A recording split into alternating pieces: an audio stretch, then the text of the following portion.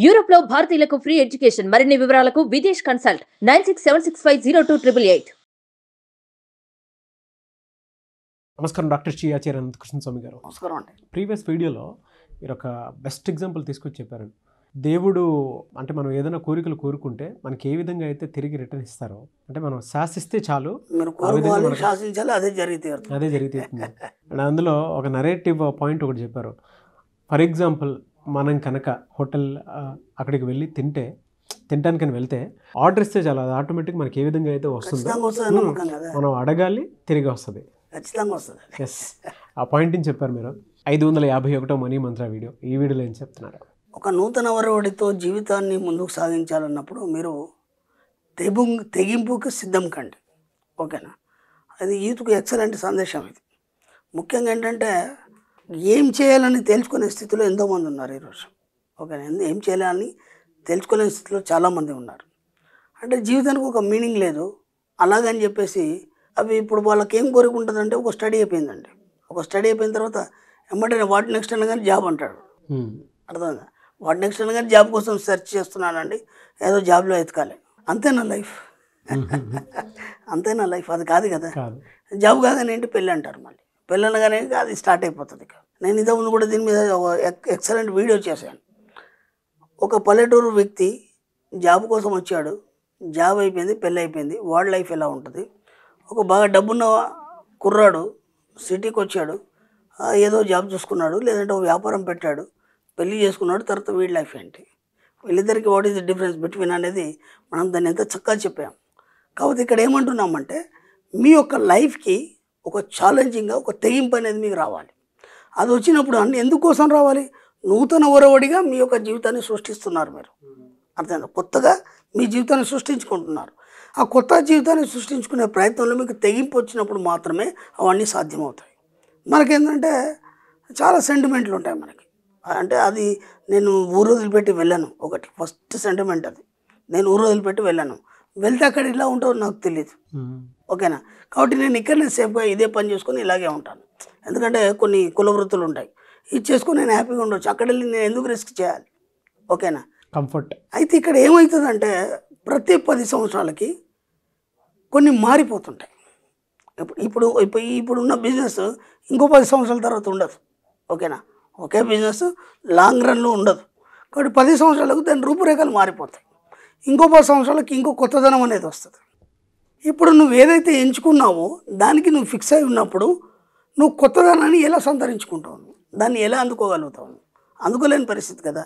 కాబట్టి నువ్వేం చేయాలంటే ఆ మారే దిశగా ముందుగానే నువ్వు సిద్ధంగా ఉండాలి. ఎప్పుడైతే నువ్వు సిద్ధంగా ఉంటావో అప్పుడు ఆ కొత్తదాన్ని నువ్వు ఆకలింపు చేసుకోగలవు అనేది జరుగుతుంది జీవితంలో. కాబట్టి ముందు తెగింపు అనేది ఉండాలంటే నేను ఏదైనా చేయగలను. మన సబ్జెక్ట్లో 3 వాక్యాలు ఉన్నాయి. నేను ఏదైనా చేయగలను, నేను ఎంతైనా సంపాదించగలను, నేను ఎంతైనా ఖర్చు పెట్టగలను. ఈ మూడింటికి నువ్వు భద్రుడై ఉండాలి. ఈ మూడింటికి భద్రుడై ఉన్నప్పుడు ఏమవుతుందంటే నువ్వు ఎక్కడికి వెళ్ళినా సరే సంపాదించేస్తావు. అంటే నువ్వు ఏదైనా చేయగలుగుతావు. ఇది అని ఫిక్స్ కావాల్సిన అవసరం లేదు. నేను ఇదే పని చేస్తాను, ఇలాగే చేస్తాను కాదు. ఎందుకంటే నీ జీవితాన్ని కొత్తగా సృష్టించుకునే విధానంలో నీకేమవుతుందంటే కొత్త కొత్త ఆలోచనలు రావడం మొదలవుతుంది.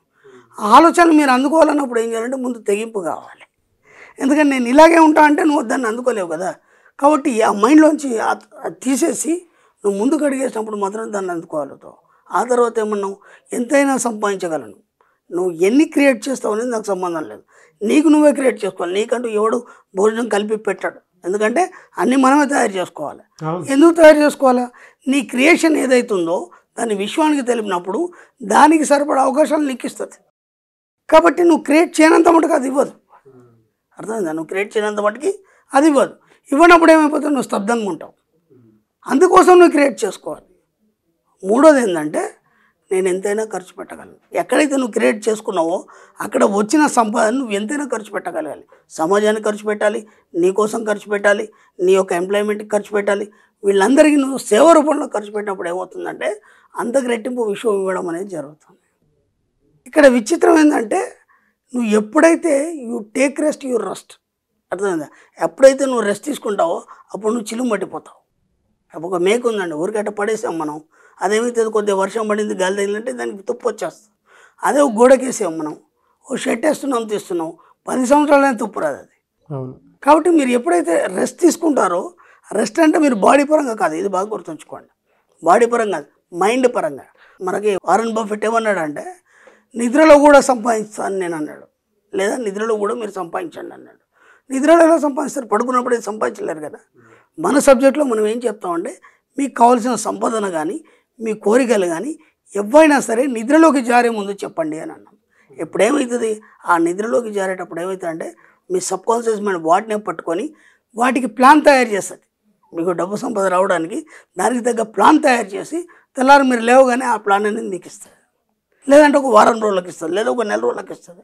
కాబట్టి మీరు నిరంతరం ఏం చేయాలంటే మైండ్కి రెస్ట్ ఇవ్వకుండా డబ్బు సంపద ఐశ్వర్యం పట్ల ఎరుక కలిగి ఉండి నిరంతరం వాటి పట్ల ఆలోచనలు ఎప్పుడైతే కలిగి ఉంటారో అప్పుడు మీరు రెస్ట్ తీసుకోనట్టు. మీరేం చేస్తున్నారంటే ఇవాళ ఆఫీస్కి పోయి వచ్చేసాను, లేదంటే ఏదో కాలేజీ పోయి వచ్చేసాను, బాగా అలసిపోయాను, కాసేపు టీవీ చూసామో ఏదో తిన్నామో పడుకున్నామో అయిపోయింది. ఆ పడుకునే ముందు చేయండి. కనీసం మీ యొక్క లైఫ్లో ఏం కావాలి, మీ గోల్స్ ఏమున్నాయి, మీ ఆలోచనలు ఏమున్నాయి, ఎంతైనా ఏదైనా చేయగలను, ఎంతైనా సంపాదించగలను, ఎంతైనా ఖర్చు పెట్టగలను. ఈ 3 మీ మైండ్లో పెట్టుకొని వీటి కోసం ఎలాంటి ఆలోచనలు చేస్తే మీరు ఆ స్థాయికి వెళ్తారు. మీరు ఏ పని చేస్తున్నా సరే ఈ 3 మీకు ఎప్పటికి గుర్తు రావాలి, ఈ 3 వాక్యాలు. అప్పుడు ఏమవుతుందంటే మీ మైండ్ ఎప్పుడు ఎలర్ట్గా ఉండి వాటి వైపు మాత్రమే ఆలోచిస్తుంది. అప్పుడు మీరేం చేయాల్సిన లేదు. ఇంతకుముందు చెప్పుకున్నాం కదా, వ్యక్తి ఆలోచిస్తాడు, శాసిస్తాడు, దాని పొందగలుగుతాడు.